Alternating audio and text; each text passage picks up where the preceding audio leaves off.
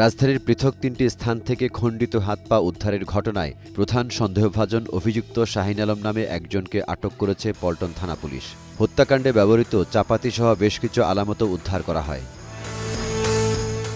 আজ Dhaka metropolitan police ডিএমপির media সেন্টারে আয়োজিত সংবাদ সম্মেলনে এই তথ্য জানান মতিঝিল জোনের ডিসি হারুনুর রশিদ। যে জায়গাগুলোতে আমরা তথ্য পেয়েছি ঠিক সেই জায়গাগুলো থেকে আমরা সেই অংশগুলো আমরা পেয়েছি।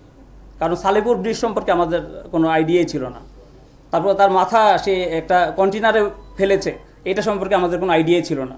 এবং সেই কন্টেনার থেকে আমরা যদি মাথাটা না পেতাম তাহলে কখনোই আমাদের জন্য এটা ডিফিকাল্ট হতো বিশ্বাস করা যে সে এই হত্যাকাণ্ডের সাথে জড়িত অথবা সে একাই এই হত্যাকাণ্ড সংঘটিত করেছে। পুলিশ ঘটনাস্থলে সিসিটিভি ফুটেজ বিশ্লেষণ ও তথ্য প্রযুক্তির সহায়তায় ঘাতকের অবস্থান শনাক্ত করা হয় বলে জানান। S M Zia, Green News, Dhaka.